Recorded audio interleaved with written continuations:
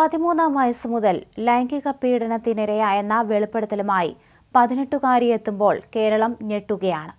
5 വർഷത്തിനിടെ 64 പേർ ലൈംഗിക പീഡനത്തിന് ഇരയാക്കിയെന്ന വിദ്യാർത്ഥിനിയുടെ പരാതിയിൽ നിറയുന്നത് ലൈംഗിക ചൂഷണത്തിന്റെ സമാനതകളില്ലാത്ത ക്രൂരതയാണ്. ഒരു പെൺകുട്ടിയെ ഇത്രയധികം പേർ ലൈംഗിക ചൂഷണത്തിനിരയാക്കിയതായുള്ള സംഭവം അപൂർവമാണ്.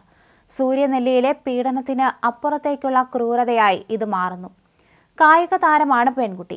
പരിശീലകരും കായിക താരങ്ങളും സഹപാഠികളും സമീപവാസികളും കുട്ടിയെ ലൈംഗികമായി ചൂഷണം ചെയ്തിട്ടുണ്ട്.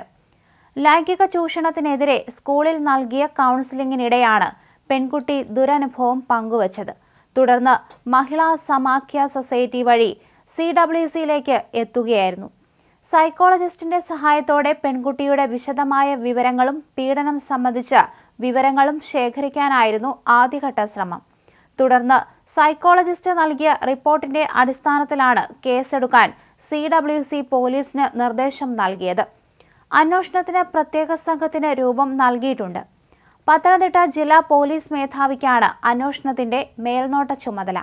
ആദ്യഘട്ടത്തിൽ പത്തനംതിട്ട സ്റ്റേഷനിലും മറ്റൊരു സ്റ്റേഷനിലുമാണ് കേസ് രജിസ്റ്റർ ചെയ്തിട്ടുള്ളത്.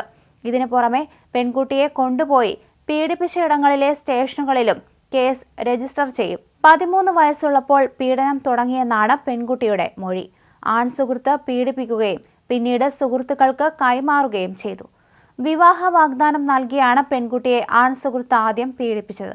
പെൺകുട്ടിയുടെ വീടിന് സമീപത്തെ തോട്ടത്തിലും പിന്നീട് വാഹനത്തിലും കൊണ്ടുപോയി കാമുകൻ പീഡിപ്പിച്ചു.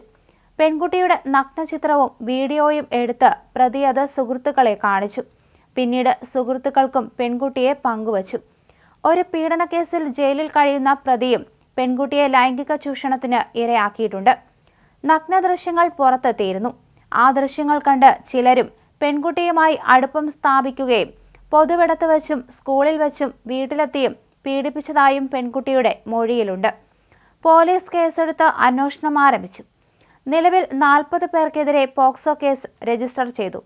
2 കേസുകളിലായി 5 പേരെ അറസ്റ്റ് ചെയ്തിട്ടുണ്ട്. ഇലവുംതിട്ട സ്വദേശികളായ സന്ദീപ്, വിനീത്, സുബിൻ എന്നിവരുൾപ്പെടെ 5 പേരാണ് അറസ്റ്റിലായത്. ഇവരെ റാന്നി കോടതിയിൽ ഹാജരാക്കി റിമാൻഡ് ചെയ്തു. അച്ചു ആനന്ദ് എന്നൊരാൾക്കായി തിരച്ചിൽ നടത്തുകയാണ്. മറ്റുള്ളവരുടെ പേര് വിവരങ്ങളും പോലീസിന് കിട്ടിയിട്ടുണ്ട്. എല്ലാവർക്കുമെതിരെ പോക്സോ ചുമത്തിയാണ് കേസ് എടുത്തിട്ടുള്ളത്.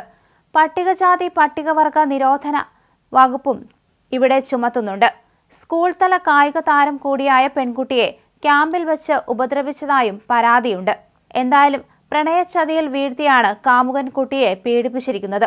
അതിനുശേഷമാണ് സുഹൃത്തുക്കൾക്കും ആ വീഡിയോ പങ്കുവച്ചു നൽകിയത്. പിന്നീട് സുഹൃത്തുക്കളും ഇത്തരത്തിൽ പലർക്കും ആ വീഡിയോ നൽകുകയും അവരും ഈ പെൺകുട്ടിയെ ചൂഷണം ചെയ്യുകയും ചെയ്തിട്ടുണ്ട്. അതിന് പിന്നാലെയാണ് സ്കൂളിൽ നടത്തിയ കൗൺസിലിംഗിൽ ഇത്രയും വർഷങ്ങൾക്ക് ശേഷം ഈ പെൺകുട്ടി തന്റെ ദുരനുഭവം വെളിപ്പെടുത്തിയിരിക്കുന്നത്.